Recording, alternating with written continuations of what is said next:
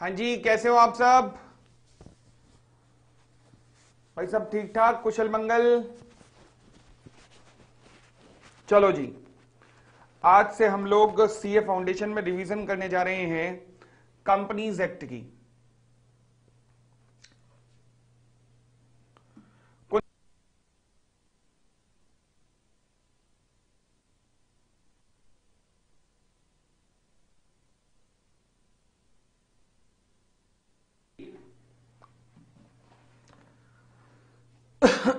तो आज हम लोग कंपनीज एक्ट की रिवीजन शुरू करने जा रहे हैं। चलिएगा भाई, जो भी लोग इसे सुन रहे हैं इस वीडियो को, उनको इस वीडियो के नीचे असाइनमेंट मिल जाएगा, जो असाइनमेंट इस वीडियो के अंदर यूज हुआ है।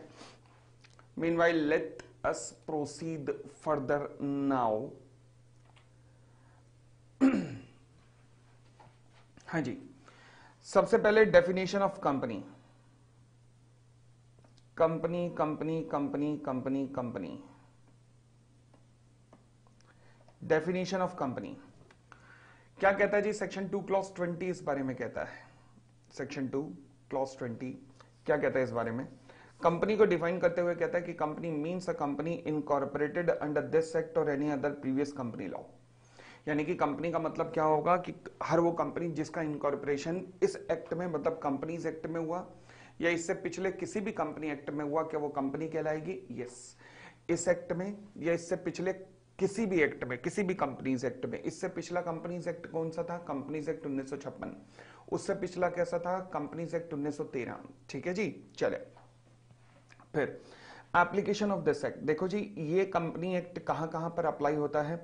ये एक्ट अप्लाई होता है कि जो भी कंपनियां इस एक्ट में या फिर किसी भी पिछली कंपनीज एक्ट में अप्लाई हुई है उन पे भी होता है, इंश्योरेंस कंपनीज पे भी होता है, बैंकिंग कंपनीज पे भी होता है, इलेक्ट्रिसिटी कंपनीज के ऊपर भी होता है। फिर जिन्हें किन्हीं स्पेशल एक्ट के अंदर बनाया गया है लाइक एलआईसी वगैरह, उनके ऊपर भी होता है। यस। फिर कहता है जी, such other body corporate which are incorporated by any act for the time being in force and the central government may by the notification specify. यानी कि जिन्हें किसी भी स्पेशल एक्ट के द्वारा बनाया गया है प्लस जिन्हें सेंट्रल गवर्नमेंट ने नोटिफाई किया है। अभी तक ऐसा कुछ भी नहीं है। ठीक हो गई इतनी बात? तो यहां पर कंपनी एक्ट अप्लाई होता है।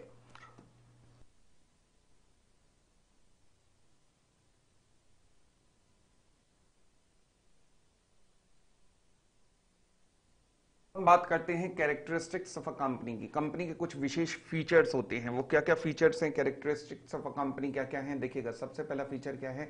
Separate legal entity. लॉ कहता है कंपनी का जन्म होते ही कंपनी एक सेपरेट लीगल एंटिटी बन जाती है। कंपनी का कोई संबंध नहीं रहता अपने बनाने वालों से या अपने मेंबर से। मतलब कंपनी एक अलग व्यक्ति है और वो लोग एक अलग व्यक्ति हैं। आज के बाद जिन्होंने कंपनी को बनाया, जैसे ही बनाया बीच में एक पर्दा आ गया जिसे कहते हैं व्हील। हाँ जी, और ये कंपनी है। आज के बाद तुम किससे डील करोगे? कंपनी से। तुम्हें केस करना है किस पे करोगे? कंपनी पे। कंपनी ने केस करना है किसके नाम से करेगी? अपने नाम से। This is called separate legal entity. तो फिर क्या कीवर्ड्स हैं? कहता है एग्जिस्टेंस, कंपनी की एग्जिस्टेंस इंडिपेंडेंट है प्लस सेपरेटेड है अपने मेंबर से। कंपनी एक इंडिपेंडेंट है प्लस सेपरेटेड रहती है अपने मेंबर से। Members of the company can not be held liable for the act of the company, चाहे बेशक वो substantial part of the company share capital hold करता हो। तो दोबारा सुन लो, मेंबर ऑफ द कंपनी को किसी भी हालत से कंपनी की हरकतों के लिए लाइबल नहीं ठहराया जा सकता, चाहे बेशक कंपनी के substantial part of the share capital उसके पास हो। और company is a separate person in the eyes of law. तो यानी कि कंपनी अपने नाम पे प्रॉपर्टी भी होल्ड कर सकती है, क्योंकि सेपरेट व्यक्ति है तो होल्ड कर सकती है। यस। कंपनी अपनी एसेट्स की खुद जिम्मेदार होगी, खुद अपनी ओनर होगी। और मेंबर नहीं कह सकते कि मेरे पास कंपनी के 70% शेयर हैं तो कंपनी के 70% एसेट पे मेरा कब्जा है। नहीं, ऐसा नहीं कह सकते। कंपनी की एसेट कंपनी की है, मेंबर तुम्हारे पास शेयर है ये और बात है, वो अलग चीज है, परंतु कंपनी की एसेट जो है वो कंपनी की रहती है, तुम उस पर क्लेम नहीं कर सकते। अब यहां पर हमारे पास एक बहुत लैंडमार्क केस था, Salomon versus Salomon and company limited. ध्यान रखना, कभी भी कंपनी की प्रॉपर्टी से रिलेटेड केस आ जाए, कभी भी कंपनी की सेपरेट लीगल एंटिटी से रिलेटेड केस आ जाए, ये वाला केस लॉ कोट करना बहुत ज्यादा जरूरी है। नाम बोलो, Salomon versus Salomon and company limited.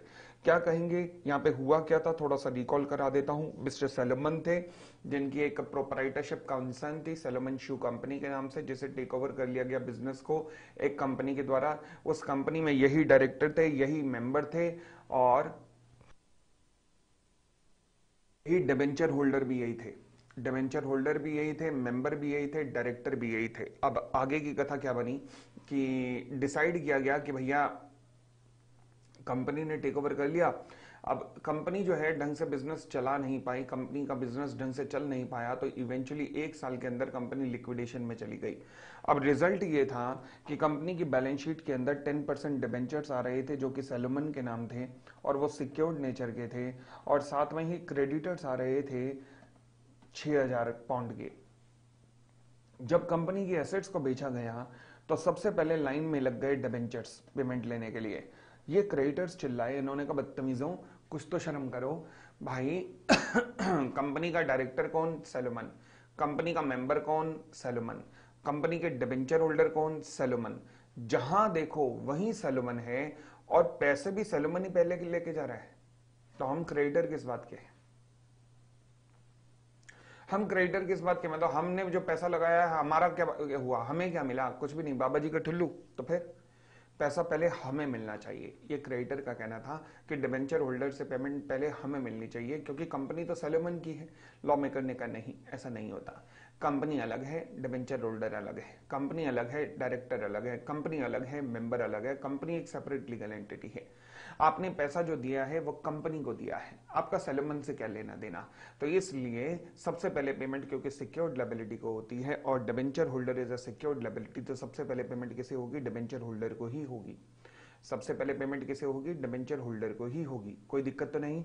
तो इसलिए it was held eight company एक वैलिडली कॉन्स्टिट्यूटेड है and it had an independent existence distinct from its members. Company एक वैलिडली कॉन्स्टिट्यूटेड एंटिटी है और इसकी जो एग्जिस्टेंस है वो इंडिपेंडेंट होती है अपने मेंबर से। Therefore mister Salomon was entitled to be paid his dues first as a secured creditor. Clear.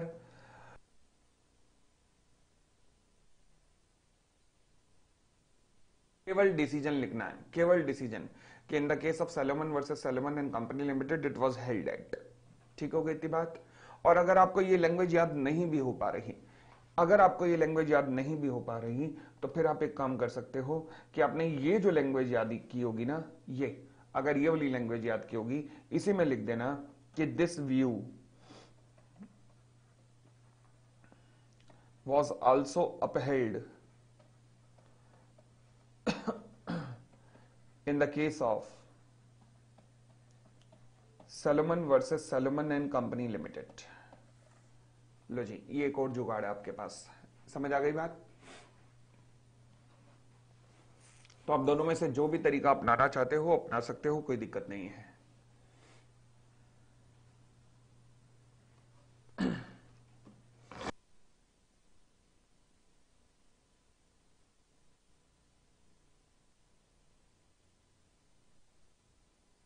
चलिए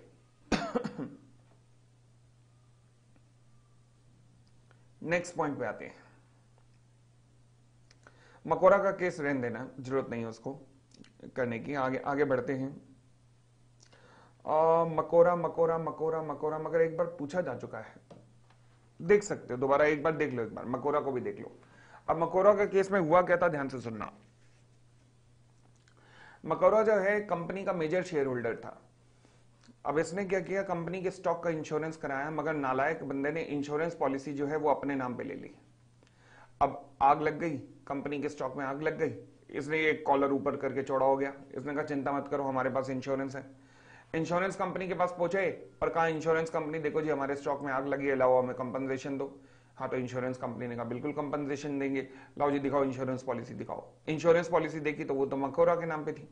और कंपनी ने कहा भाई स्टॉक में गोडाउन में आग लगी है, किसके, कंपनी के।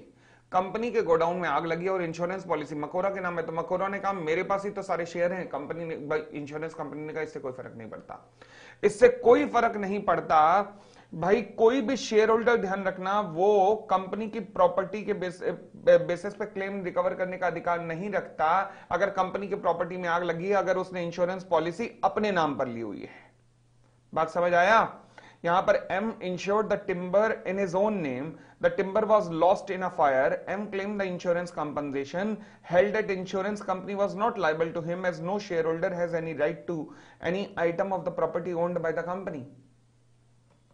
तो कंपनी की प्रॉपर्टी के ऊपर जब भी केस आ जाए तो आपके पास मकोरा का केस भी है, लिखने को ध्यान रखना। मकोरा का केस भी है आपके पास लिखने के लिए। चले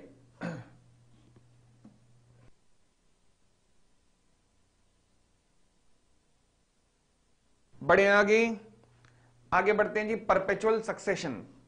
परपेचुअल सक्सेशन का मतलब क्या होता है कि कंपनी कभी मरती नहीं है, कंपनी चलती रहती है, चलती रहती है, चलती रहती है, कंपनी कभी मरती नहीं है। फॉर एग्जांपल, कंपनी के अगर मान लीजिए किसी मेंबर की डेथ हो जाए तो उसके शेयर लीगल रिप्रेजेंटेटिव को ट्रांसफर हो जाएंगे। कंपनी के सभी मेंबर की डेथ हो जाए तो सबके सब शेयर जो है, सारे मेंबर्स के शेयर किसको? लीगल रिप्रेजेंटेटिव को ट्रांसफर हो जाएंगे। यानी कि कंपनी कभी मरती नहीं है, कंपनी हमेशा चलती रहती है। This is called as perpetual succession. Perpetual succession कहते हैं इसे। क्लियर हो गई इतनी बात भी? चलिए तो परपेचुअल सक्सेशन का मतलब है कॉन्टिन्यूअस एग्जिस्टेंस। इसका मतलब है कि कंपनी कभी मरती नहीं है, कंपनी हमेशा चलती रहती है, चलती रहती है, चलती रहती है। फिर आता है जी कॉमन सील। वेंकटा मैंने सुन लिया बेटा, बार बार मत लिख, पहले यहां पे कंसंट्रेट कर। तू क्या चाहता है? मैं क्लास छोड़ के अब ये चीजें देखूं अभी पहले? अगर ऐसा चाहते हो तो बोलो क्लास अभी छोड़ के पहले ये प्रेजेंटेशन की बात करो, तेरे पेपर ऑन द स्पॉट अभी चेक करूं? नहीं ना, पहले ये चलना चाहिए ना, तो इसको चलने देना बेटा अभी पहले रिवीजन को। बार बार मत लिख बेटा अभी। कॉमन सील जब टेस्ट चेक होगा अभी मिल जाएगा, अभी टेस्ट चेकिंग में आने वाले हैं, शायद आज शाम तक पहुंच जाएंगे तुम्हारे पास। हाँ जी, common seal. Requirement to have a compulsory common seal have been removed now. मतलब एक जमाना था जब हर कंपनी को कॉमन सील रखने की जरूरत होती थी, हर कंपनी के पास कॉमन सील होनी चाहिए होती थी, परंतु आज की डेट में ये कंपल्शन हटा दिया गया है। तो मतलब आज की डेट में ऑप्शनल है कि कंपनी मे और may not have common seal at all. ठीक है जी, चले फिर कहता है जी लिमिटेड लाइबिलिटी। लिमिटेड लाइबिलिटी का मतलब क्या होता है? फॉर एग्जाम्पल मान लीजिए एक मेंबर है mister X, mister M, 10,000 shares हैं, नॉमिनल वैल्यू है 10 रुपए, पेड अप वैल्यू है 8 रुपए। बताइए इसकी मैक्सिमम लायबिलिटी क्या है?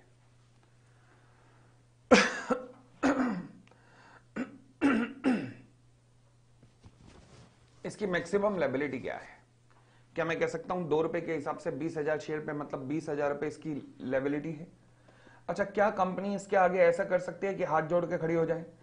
देखो ऐसा मत कर यार, देख भाई है ना, तू अपना भाई है भाई, एक काम कर ना, तू एक काम कर, तू 10,000 पे 10 रुपए के हिसाब से 1,00,000 रुपए दे दे, और प्लीज देख ले यार, हमें जरूरत है। कहता है नहीं, ऐसा नहीं हो सकता, बिल्कुल नहीं हो सकता। मतलब इसकी मैक्सिमम लायबिलिटी जितनी इसके शेयर पे नॉमिनल वैल्यू है उससे ज्यादा पे करने के लिए लायबल नहीं है। नॉमिनल वैल्यू कितनी है? 10 रुपए, तो यानी कि इसकी मैक्सिमम लायबिलिटी 10,000 शेयर पे एट द रेट ऑफ 10 मतलब 1,00,000 रुपए बनी, जिसमें से 8,000 रुपए, क्योंकि ये 8 रुपए के हिसाब से पहले पे कर चुका था, तो इसका मतलब 2 रुपए के हिसाब से balance liability he only he is liable to pay now. ये 2 रुपए के से ज्यादा पे करने के लिए लायबल नहीं है, बस इसकी मैक्सिमम लायबिलिटी इतनी ही रहेगी। क्लियर हो गई इतनी बात भी? बढ़ सकते हैं, चले। फिर आता है आर्टिफिशियल लीगल पर्सन। मैंने कहा जी कंपनी अपने नाम पे प्रॉपर्टी रख सकती है, यस। क्या कंपनी किसी को केस कर सकती है? यस। क्या कोई कंपनी के ऊपर केस कर सकता है? यस। यानी कि जितने भी एक व्यक्ति को अधिकार होते हैं सारे कंपनी के पास हैं, यस। बट 2 तरीके के व्यक्ति होते हैं, एक मैं, आप, हम लोग, जो कौन है? नेचुरल पर्सन है, जिन्हें जो प्रकृति में जन्म लिया है जिन्होंने, और जो सांस लेते हैं, हम लोग हैं नेचुरल पर्सन। और एक होते हैं कंपनी, जो कि एक आर्टिफिशियल पर्सन है। तो company is an artificial person है, और इसका नेचुरल बर्थ तो नहीं होता, बट इसे लॉ के द्वारा क्रिएट किया जाता है। बाकी इसके पास लगभग सारे अधिकार होते हैं जो कि एक नेचुरल व्यक्ति के पास होते हैं, इसके पास भी वो सारे अधिकार होते हैं।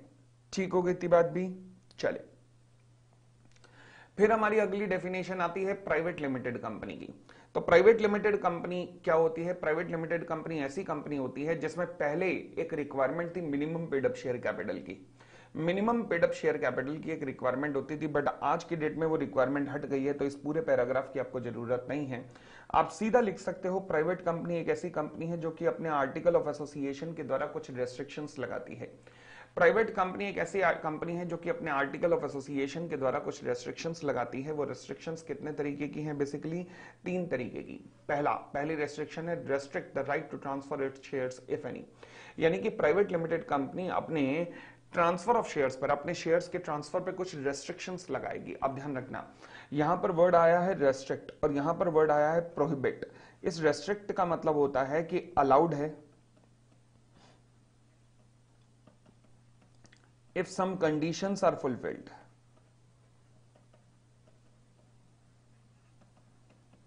यानी कि ये चीज अलाउ है अगर कुछ कंडीशन फुलफिल हो जाएं। और इस प्रोहिबिट का मतलब है नॉट अलाउड, ये पॉसिबल ही नहीं है, ये अलाउ ही नहीं है, ये पॉसिबल ही नहीं है।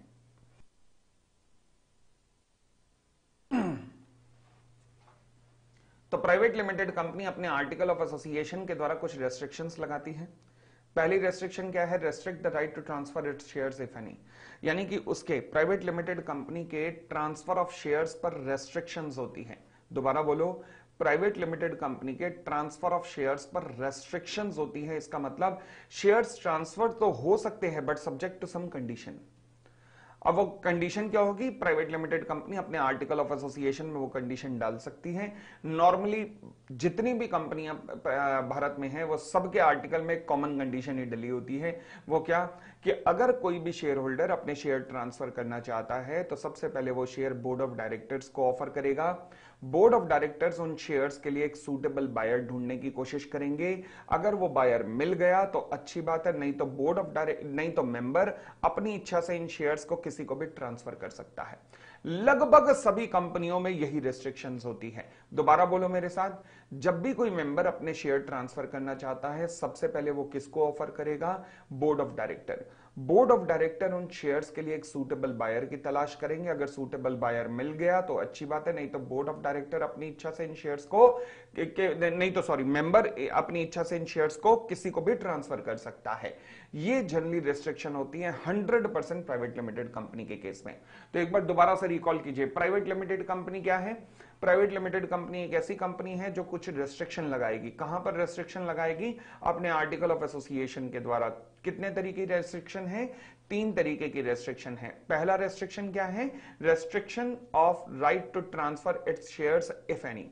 हाँ जी, बोर्ड ऑफ डायरेक्टर वाला पॉइंट लिखना है? बिल्कुल नहीं लिखना, बिल्कुल भी नहीं लिखना, ये बस ध्यान में रखना है। और अगर आपको ध्यान हो तो मैंने भी कराते हुए बॉक्स के अंदर कराया था ये पॉइंट कि हाँ जी ये रेस्ट्रिक्शन होती है, बॉक्स के अंदर बंद करवाई थी। इसका मतलब पेपर में नहीं लिखना, केवल तुम्हारी नॉलेज के लिए ये बस। ठीक है जी, आगे दूसरी कंडीशन पे ऊपर क्वेश्चन जब भी बनेगा बड़ा टेक्निकल बनेगा। क्या है? सेकेंड को कंडीशन कहती है कि प्राइवेट लिमिटेड कंपनी ऐसी कंपनी होगी जो कि लिमिट कर देगी the maximum number of its members को। यानी कि private company maximum number of its members को लिमिट कर देगी कितने पे? 200 पे। प्राइवेट लिमिटेड कंपनी के मैक्सिमम नंबर ऑफ मेंबर्स कितने हो सकते हैं? 200। परंतु 200 की काउंटिंग में वो एम्प्लॉय जिनके पास शेयर्स हैं उन्हें काउंट नहीं किया जाता। न केवल एम्प्लॉय बल्कि जो एक्स एम्प्लॉय हैं, जो एम्प्लॉय थे तब उन्हें शेयर मिले, फिर अब उन्होंने एम्प्लॉयमेंट छोड़ दी मगर शेयर अभी भी हैं उनके पास, ऐसे लोगों को इंक्लूड नहीं किया जाता। बोलो किस किस को इंक्लूड नहीं किया जाएगा? किस किस को इंक्लूड नहीं किया जाएगा? फटाफट बताओ, फटाफट बताओ, मुझे बताते जाना। केस नंबर 1, हां या ना में जवाब देना बस। मिस्टर एम एम्प्लॉय है प्लस शेयर्स मिल गए, बताना है इफ काउंटेड, क्या इसे काउंट किया जाएगा? बताओ फटाफट। मिस्टर एम जो कि एम्प्लॉय है प्लस उसे शेयर्स भी मिल गए, क्या इसे काउंट किया जाएगा? हां या ना?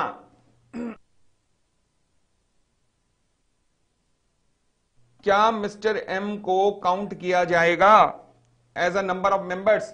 द आंसर इज नो, क्योंकि इंप्लॉय था, शेयर भी मिल गए थे। ठीक हो गई इतनी बात। Case number 2, mister A member था यानी कि शेयर होल्डर था, plus later on become employ, बाद में एम्प्लॉय बना। क्या इसे काउंट किया जाएगा? हां, ये 200 की काउंटिंग में काउंट होगा। क्यों? देखो हम किन को एक्सक्लूड करते हैं, जो एम्प्लॉय थे और जिन्हें शेयर देके आपने अब मेंबर बनाया है, उन्हें काउंट करते हैं। पर जो पहले से ही मेंबर थे, वो तो पहले से ही काउंट हो रहे होंगे, और बाद में अगर एम्प्लॉय बने तो क्या फायदा, मतलब वो काउंट होते रहेंगे। हमने उनको नहीं एक्सक्लूड करना। अच्छा, case number 3, mister B employ था, प्लस शेयर्स मिले, प्लस रिजाइन कर दिया फ्रॉम एम्प्लॉयमेंट।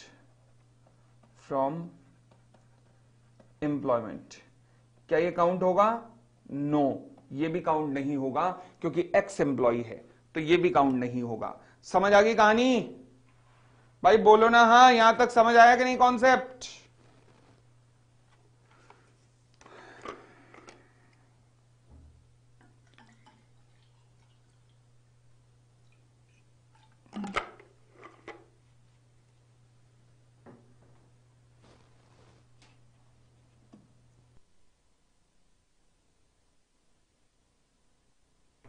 ठीक है जी, बढ़ सकते हैं।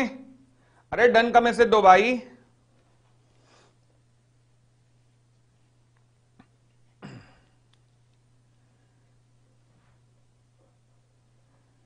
बेटा केस नंबर 3 कहता है वो एम्प्लॉय था, उसके पास शेयर आ गए, पहले एम्प्लॉय बना फिर शेयर आए, फिर कहता है एम्प्लॉयमेंट से रिजाइन कर दिया।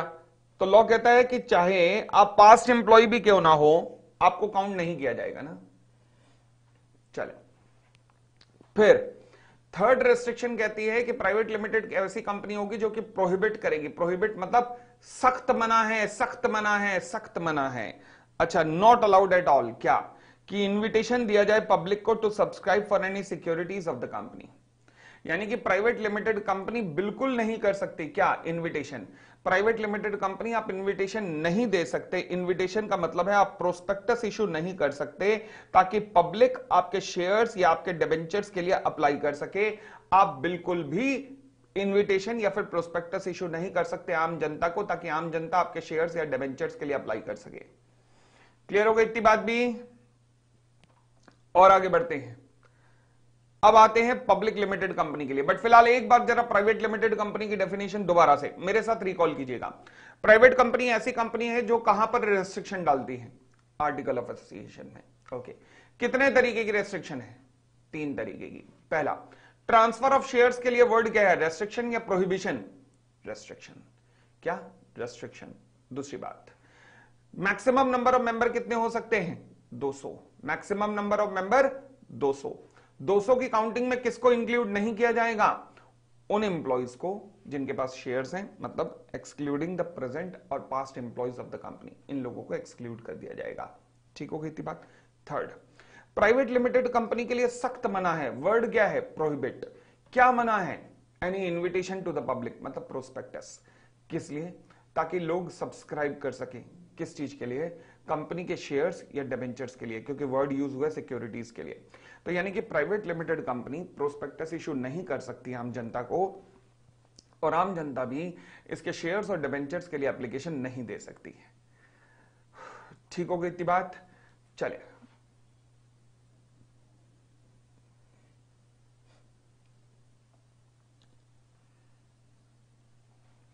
फिर अगली डेफिनेशन आती है मेरे पास, पब्लिक लिमिटेड कंपनी। तो पब्लिक लिमिटेड कंपनी क्या होती है? एक ऐसी कंपनी जो कि प्राइवेट नहीं है। पब्लिक लिमिटेड कंपनी क्या है? एक ऐसी कंपनी जो कि प्राइवेट नहीं है, वो क्या कहलाती है? वो पब्लिक लिमिटेड कंपनी कहलाती है, जो प्राइवेट नहीं है। इसके अलावा इसमें एक और कंपनी आती है, वो कौन? ये minimum paid up share capital की कंडीशन अब हट चुकी है, रिक्वायरमेंट हट चुकी है, तो इसे हटा सकते हैं। फिर इसमें एक और कंपनी आती है, वो कौन सी? It include a private company. इसमें वो प्राइवेट लिमिटेड कंपनी भी आती है जो कि सब्सिडरी है किसी पब्लिक लिमिटेड कंपनी की। दोबारा बोलता हूं, बोलो दोबारा मेरे साथ, इसमें वो प्राइवेट लिमिटेड कंपनी भी आती है जो कि सब्सिडरी है किसी पब्लिक लिमिटेड कंपनी की। ठीक है, चले अगली बात। अब ध्यान रखना, अगर कोई प्राइवेट लिमिटेड कंपनी सब्सिडरी है किसी पब्लिक लिमिटेड कंपनी की, तो उस प्राइवेट लिमिटेड कंपनी को हम क्या मानेंगे? पब्लिक लिमिटेड कंपनी मानेंगे। दोबारा बोलो मेरे साथ, अगर कोई प्राइवेट लिमिटेड कंपनी सब्सिडरी है किसी पब्लिक लिमिटेड कंपनी की, तो उसे मैं क्या मानूंगा? पब्लिक लिमिटेड कंपनी मानूंगा। परंतु पब्लिक लिमिटेड कंपनी मानूंगा तो सही, पूरे सारे कंपनी लॉ के लिए मैं उसे पब्लिक लिमिटेड कंपनी मानूंगा, सिवाय उन 3 रेस्ट्रिक्शंस के। वो 3 रेस्ट्रिक्शन कौन सी हैं? जो आर्टिकल में दी गई हैं।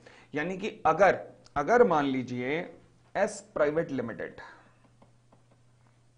सब्सिडरी है ऑफ एच लिमिटेड, तो एस प्राइवेट लिमिटेड को मैं क्या मान रहा हूं? पब्लिक कंपनी मान रहा हूं। एस प्राइवेट लिमिटेड को मैं पब्लिक कंपनी मान रहा हूं पूरे के पूरे कंपनी लॉ के लिए, 3 चीजों को, 3 कंडीशंस को छोड़कर।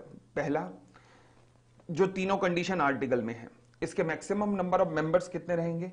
हालांकि मैं इसे पब्लिक कंपनी मान रहा हूं और पब्लिक में कोई लिमिट नहीं है, बट क्योंकि आर्टिकल के तीनों रेस्ट्रिक्शन के लिए प्राइवेट रहेगी, तो इसके मैक्सिमम नंबर ऑफ मेंबर कितने रहेंगे? 200। क्या शेयर्स के ट्रांसफर पर रेस्ट्रिक्शन रहेगी? यस। क्या ये प्रोस्पेक्टस इशू कर सकती है? नो।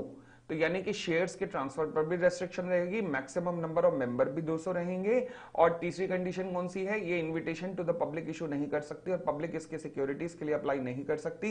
इन 3 रेस्ट्रिक्शंस के लिए ये एक प्राइवेट लिमिटेड कंपनी है, बाकी पूरे कंपनी लॉ के लिए पब्लिक लिमिटेड कंपनी है, क्योंकि ये सब्सिडरी है किसी पब्लिक लिमिटेड कंपनी का। बात समझ आ गई?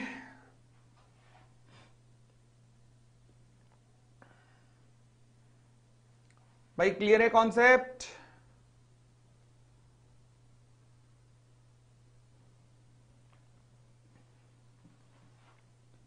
बोलो ना हाँ।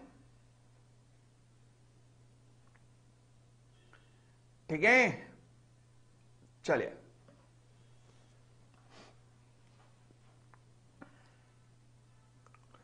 फिर आता है use of the word limited और private limited. Use of the word limited और private limited.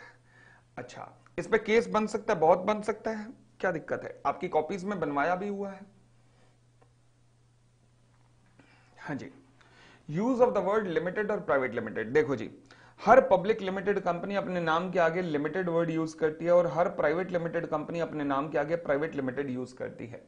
But section 8 companies को यहां पर एग्जाम्पशन है। सेक्शन 8 कंपनीज अगर अगर चाहें तो उन्हें अपने नाम के आगे लिमिटेड या प्राइवेट लिमिटेड वर्ड लगाने की जरूरत नहीं है। ये उनकी इच्छा पे डिपेंड करता है, क्या ये लिमिटेड या प्राइवेट लिमिटेड वर्ड यूज करना चाहती हैं या नहीं। ये सेक्शन 8 कंपनीज की इच्छा के ऊपर डिपेंड करता है। तो लॉ मेकर ने सेक्शन 8 कंपनीज को थोड़ी सी आजादी दे रखी है। उसके बाद आता है जी हमारा अगला concept, lifting of the corporate wheel. Lifting of the wheel का मतलब क्या है? देखो जी, व्हील का मतलब होता है पर्दा। यानी कि जैसे ही कंपनी का जन्म होता है, मैंने कहा जी कंपनी और कंपनी को बनाने वालों के बीच में एक पर्दा आ जाता है जिसे हम व्हील कहते हैं। फिर कुछ केसेस के अंदर इस व्हील को गिरा दिया जाता है, उठा दिया जाता है और कंपनी के बनाने वालों को एक मान लिया जाता है।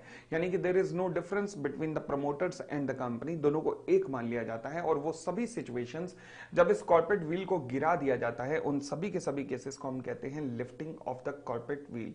क्या कहते हैं हम? Lifting of the corporate veil. Okay, इसे piercing of the corporate veil या lifting of the corporate veil दोनों नामों से पुकारा जा सकता है। अब ये क्या कहता है? कहता है वो कौन कौन से केसेस हैं जबकि इस कॉर्पोरेट व्हील को गिराया जा सकता है। वो कौन कौन से केसेस हैं? पहला, determination of the enemy character of the company. दोबारा बोलो, determination of the enemy character of the company. जब जब आपको शक होगा कि आपके देश की कंपनियों में विदेशियों ने, आपके दुश्मनों ने पैसा लगा रखा है, तब तब आप इस कॉर्पोरेट व्हील को गिरा सकते हैं, ये जानने के लिए कि पर्दे के पीछे क्या है।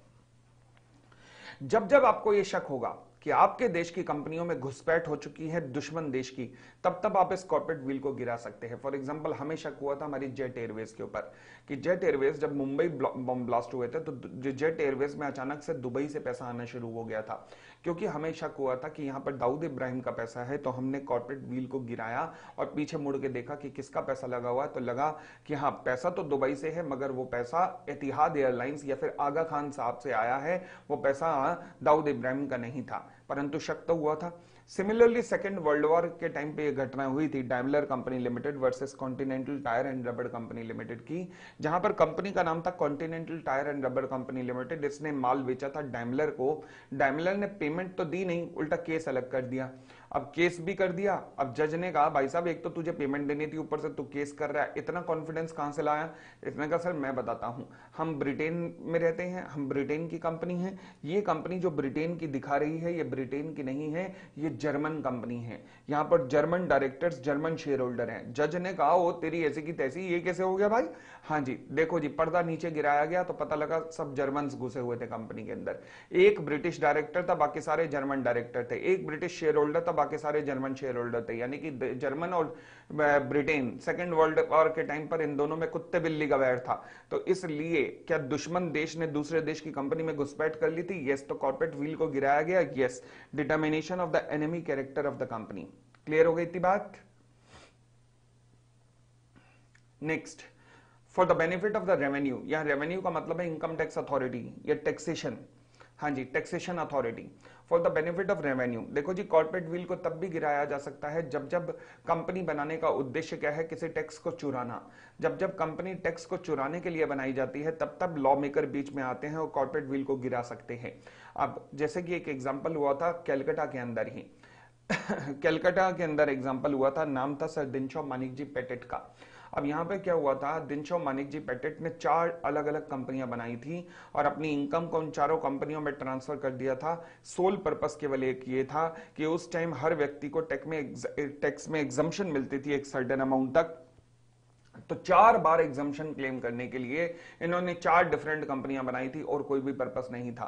तो क्योंकि कंपनी बनाने का उद्देश्य केवल टैक्स को चुराना था, इसलिए कॉर्पोरेट व्हील को गिराया गया और सभी की सभी कंपनीज को एक मानकर उनके ऊपर टैक्स लगाया गया। केस का नाम सर दिनशॉ मानिक जी पेटेट। क्लियर हो गई इतनी बात?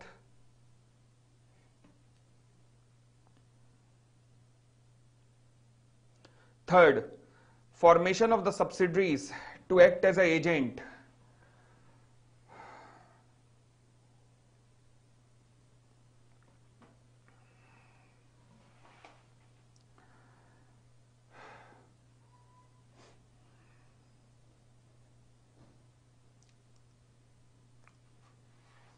देखो जी, मान लीजिए देश में कानून आया कि एक कंपनी को एक लाइसेंस मिलेगा, पूरा नेशनल परमिट मिलेगा, एक कंपनी को एक ही परमिट मिलेगा। अब मेरी कंपनी थी पोपली इंडस्ट्रीज लिमिटेड, मुझे एक ही लाइसेंस मिलना था, मिल गया, पूरा नेशनल परमिट मिल गया मुझे। मगर मैं आज अब दूसरा लाइसेंस भी लेने जा रहा हूं। दूसरा लाइसेंस लेने के लिए मैंने एक सब्सिडरी खोल ली और वहां एक और लाइसेंस प्राप्त कर लिया। लॉ कहता है जब कानून है कि एक को एक ही मिलेगा और आप सब्सिडरी खोल रहे हो किस लिए? केवल लाइसेंस प्राप्त करने के लिए। आपका ऑब्जेक्ट केवल एक और लाइसेंस प्राप्त करना है। तो जहां पर कंपनी को खोला गया है सब्सिडरी के रूप में, केवल इस कंपनी के एजेंट के रूप में, और कोई भी काम नहीं करेगी ये केवल इसकी एजेंट के रूप में काम कर रही है बस, और कुछ नहीं, ताकि लाइसेंस लाके इसे दे सके। लॉ कहता है गलत है, तो वहां पर कंपनी नहीं खोली जा सकती, वहां कंपनी खोलने का उद्देश्य नहीं है। तो अगर मान लीजिए कंपनी का इनकॉर्पोरेशन केवल सब्सिडरी के रूप में एज एन एजेंट काम करने के लिए हुआ है, ताकि प्रिंसिपल को जो लाइसेंस नहीं मिल रहा वो आप लाइसेंस दिलवा सकें, तो यहां पर कॉर्पोरेट व्हील को गिरा दिया जाएगा। A company may sometime be regarded as an agent or trustee of its members or of another company. क्या केवल एजेंट या ट्रस्टी के रूप में किसी और कंपनी की ट्रस्टी के रूप में काम कर रहे हैं, and may therefore be deemed to have lost its individuality in favour of its principal. तो आपकी तो कोई एग्जिस्टेंस ही नहीं है, आप तो केवल प्रिंसिपल के लिए जी रहे हो, सांसें भी उसके कहने पर ले रहे हो। Here the principal will be held liable for the act of that company. Case का नाम merchandise transport limited versus British transport commission. अगर केस याद कर पाओ तो ज्यादा अच्छी बात है। ठीक है, क्योंकि अभी आया नहीं है, पॉइंट आ सकता है। फिर avoidance of the legal obligation. अब ये केस का नाम सुन के ना ये वाला बच्चे घबरा जाते हैं, जबकि ज्यादा मुश्किल नहीं है। एक कंपनी थी association rubber industry limited, case का नाम था एसोसिएशन रबर इंडस्ट्री लिमिटेड। उसके वर्कमैन ने उसके ऊपर केस किया, तो केस का नाम क्या बना, workman of the association rubber industry versus association rubber industry. अब इसमें हुआ क्या, ध्यान से सुनना। हमारा एक पेमेंट ऑफ बोनस एक्ट है जो कहता है कि अगर मान लीजिए कंपनी के नंबर ऑफ एम्प्लॉय कम से कम 20 बन जाते हैं तो कंपनी के ऊपर बोनस की लायबिलिटी बन जाती है अगर 20 एम्प्लॉय होते हैं। ओके, अब कंपनी के थे 50 एम्प्लॉय। कंपनी ने क्या बदतमीजी की, पहली कंपनी में डाल दिए 17, दूसरी कंपनी में डाल दिए 17, तीसरी कंपनी में डाल दिए 16। अब इस तरीके से 50 एम्प्लॉय अपने रख दिए ताकि किसी भी कंपनी के ऊपर पेमेंट ऑफ बोनस एक्ट ना लगे जो कि 20 एम्प्लॉयज पे लगता है। समझ आ रही है बात? तो कम से कम 20 एम्प्लॉयज पे लगता है पेमेंट ऑफ बोनस एक्ट। आपने इस तरीके से अपने एम्प्लॉयज को बांट दिया कि किसी में भी 20 एम्प्लॉय नहीं बन रहे और इस तरीके से आपके ऊपर पेमेंट ऑफ बोनस एक्ट ही नहीं लग रहा था। लॉ कहता है कंपनी बनाने का उद्देश्य क्या है, पहले तो मुझे ये क्लियर करो। कंपनी बनाने का उद्देश्य यहां पर किसी लीगल ऑब्लिगेशन को, किसी लेबर कानून की धज्जियां उड़ाना है ताकि ये लेबर कानून हमारे ऊपर ना लगे, केवल इस उद्देश्य से कंपनी बनाई गई है। लॉ कहता है क्योंकि आपका उद्देश्य ऐसा है तो फिर कॉर्पोरेट व्हील को गिरा दिया जाएगा और सारी कंपनीज को मर्ज करके एक सिंगल कंपनी मान लिया जाएगा और पेमेंट ऑफ बोनस एक्ट उस पर लगा दिया गया। Workman of association rubber industry versus association rubber industry. ठीक है जी, केस देखिएगा decision. It was held by the supreme court date, अगर मैंने कॉपीज में डिफरेंट लैंग्वेज में लिखवा रखा है तो वही पढ़ना, और जो केवल यहीं से सुन रहे हैं बुक से वो देखेंगे। यहाँ पर सुप्रीम कोर्ट का डिसीजन था कि separate existence of a new company, जो दो अलग कंपनियां थी, would be disregarded for the purpose of working out the amount of bonus payable by the company to its worker. यानी कि जो सेपरेट कंपनियां खोली गई हैं उनकी एग्जिस्टेंस को हटा के नहीं माना जाएगा उनकी एग्जिस्टेंस को, और एक ही एंटिटी मानी जाएगी ताकि बोनस की लायबिलिटी निकाली जा सके। ठीक है जी। In case of a fraud और मिसकंडक्ट, फ्रॉड और मिसकंडक्ट के केस में जहां कंपनी बनाने का उद्देश्य ही सामने वाले से फ्रॉड करना है, वहां पर भी इस कॉर्पोरेट व्हील को गिरा दिया जाएगा। फेमस केस था Gilford Motors company versus horn का। अब इस केस में हुआ क्या था, मिस्टर हॉर्न जो थे ना कंपनी के मैनेजिंग डायरेक्टर थे, इन्होंने एक बॉन्ड के ऊपर, एक एग्रीमेंट के ऊपर साइन किया था जिसमें लिखा था कि अगर कभी आप मैनेजिंग डायरेक्टर नहीं भी रहे तब भी आप कंपनी के किसी एम्प्लॉय को पॉच करने की कोशिश नहीं करेंगे, उसे अप्रोच नहीं करेंगे और उसको छीनने की कोशिश नहीं करेंगे। अब हॉर्न ने क्या किया, कंपनी के डायरेक्टरशिप से रिजाइन किया, मैनेजिंग डायरेक्टर के रूप में रिजाइन किया, अपने वाइफ के नाम कंपनी खोली और वाइफ के नाम कंपनी खोल के ये कंपनी के कस्टमर्स को कॉल करने लगे कि हाँ जी अरे आ जाओ हमारे पास आ जाओ, कमाल कर दिया, आओ हमारे पास रिपेयर करवाओ, हमारे पास रिपेयर करवाओ, और सारे ट्रक टेम्पो हमारे पास ही लेके आओ। गिलफर्ड मोटर्स को इस बात का पता लगा, इन्होंने केस कर दिया हॉर्न के ऊपर। हॉर्न ने कहा मैंने तो कंपनी खोली नहीं। जज ने कहा बेटा एक बात सुन, तूने एक लेंस लेके हमारी तरफ देख ध्यान से, हमारे मत्थे पे कुछ लिखा है, गौर कर। नहीं लिखा ना, तो फिर हमें नहीं समझ आ रहा कि अचानक से एक कंपनी खुलती है तेरे वाइफ के नाम पर और वो वहां से कॉल्स जाती हैं किसको, गिलफर्ड मोटर्स के ही क्लाइंट को। किसको भी आपको बना रहा है तू? अबे कंपनी बनाने का उद्देश्य ही फ्रॉड करना है, तो फिर कॉर्पोरेट व्हील को गिरा दिया गया। समझ आ गई बात? चलिए जी, आप इस पे जितने भी आधारित क्वेश्चन हैं सब करना शुरू कर सकते हैं। करो फटाफट, कैसे कैसे लिखोगे, मतलब केवल अगर आप लिख नहीं रहे कोई दिक्कत नहीं, केवल ये बता दो कि मुझे कि क्या क्या लिखोगे। कल हमारी क्लास कंसिडरेशन की नहीं हो पाई, बट आज रात को 11 बजे, कुंदन आज रात का 11 बजे का यूट्यूब का लिंक भेज दे फटाफट। आज रात को 11 बजे कंसिडरेशन का तो हो चुका है, sorry, capacity plus free consent, इसके क्वेश्चन रख लेना, संभाल के कर लेना। आज मैं रात को 11 बजे डिस्कस करूंगा, ध्यान रखना। Tonight at 11 PM we are meeting. आज इतना ही करते हैं, कल अगले चैप्टर के साथ मिलेंगे। धन्यवाद, thank you thank you thank you. Rishabh Gupta कहता है इतना लेट मत करो। देखो इस हफ्ते तो लेट करना पड़ेगा, इस हफ्ते, क्योंकि मेरा कोई और कमिटमेंट है। कुछ CMA फाइनल की क्लासेस चल रही हैं जो रात को 10:30 बजे खत्म होती है। मेरे बारे में भी सोच लेते कितना मासूम सा चेहरा लेके मैं खड़ा हुआ हूं सामने। हाँ कह देना, ठीक है ना, 11 बजे। चलो, वादा भूल मत जाना शरणदीप कौर, तूफान आ जाए, सुनामी आ जाए, मैं कहता हूं चाहे कुछ भी हो जाए, ये पोपली 11 बजे मिलेगा, ध्यान से देखना। धन्यवाद।